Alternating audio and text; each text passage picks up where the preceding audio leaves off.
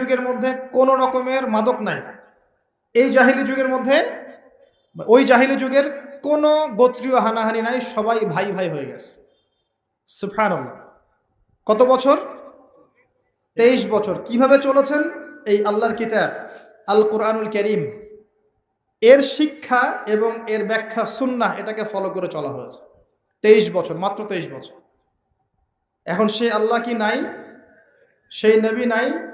নবী জীবিত না থাকলেও তার সুন্নাহ নেই, এবং সেই কিতাব আমাদের মাঝখানে নাই? সবই আছে। যদি সেই আল্লাহ থাকেন, সেই নবীর সুন্নাহ থাকে এবং সেই কিতাব আমাদের মাঝে থাকে, তাহলে আমাদের জাহিলিয়াতগুলো দূর করা সম্ভব না? কি করবেন রমজান মাসে কোরআনকে? আপনি জেনেছেন রমাদান মাস কোরআনের মাস, এই মাসটাকে আপনি কিভাবে মূল্যায়ন করবেন? আমি কয়েকটা ক্লাসিফিকেশন বলছি, লিসেন, এই জায়গাটা একটু ভালো করে শোনেন।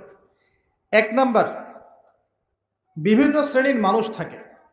এক শ্রেণীর মানুষ আছে আমাদের সমাজে যারা আলিফ বা তা মোটেই জানে না। আছে? আছে? এমন অনেক মানুষ আছে, এদের সংখ্যা কিন্তু কম না, প্রচুর মানুষ যারা আলিফ বা তা উচ্চারণ করতে পারে, কোরআন বিশুদ্ধ করে একটা আলহামদুলিল্লাহি রাব্বিল আলামিন এটা পড়তে পারে না, বানান করে করে পড়তে পারে না। আছে না? এক কথায় বিশুদ্ধ তেলাওয়াত করতে পারে না, এমন মানুষের সংখ্যা কম না বেশি? প্রচুর। তাদের জন্য এই রমজানের টার্গেট হচ্ছে তাদেরকে এই রমজানের মধ্যেই কোরআন তেলাওয়াত করা শিখতে হবে। এতটুকু পারবেন? পারবেন না? ভয় পাচ্ছেন? রমজান 1 মাস সময় লাগার কথা না, আপনার 20 দিন সময় লাগবে কোরআন তেলাওয়াত শিখতে ইনশাআল্লাহ। বিশ্বাস হচ্ছে না? হয়তো আপনি দ্রুত গতিতে পড়তে পারবেন না, কিন্তু পড়তে পারবেন। আপনি মদ মাখরাজ তাজবিদগুলো শিখতে পারবেন। এখন আপনার জন্য টার্গেট যারা কোরআন মোটেই তেলাওয়াত করতে পারেন না, এই মাসে 1 মাসের মধ্যে আপনি কোরআন তেলাওয়াত করা শিখবেন, এটাই আপনার টার্গেট। পারবেন?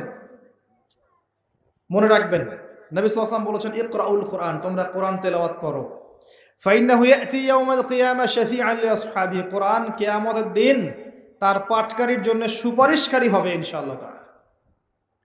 খায়রুকুম মান তাআল্লামাল কোরআন ওয়া আল্লামাহ, তোমাদের মধ্যে সেই ব্যক্তি শ্রেষ্ঠ বা উত্তম যে নিজে কোরআন শেখে, অন্যকে শেখায়। আরো হাদিস এসেছে, নবী সাল্লাল্লাহু আলাইহি ওয়াসাল্লাম বলেছেন আল্লাযী ইয়াকরাউল কোরআন ওয়া হুয়া মাহিরুম বিহ, যে ব্যক্তি কোরআন তেলাওয়াত করে এবং তার উপরে দক্ষ হয়, মা'আস সাফারাতিল কিরামিন বাররা, সেই ব্যক্তি সম্মানিত ফেরেশতাদের সাথে হাসর করবে।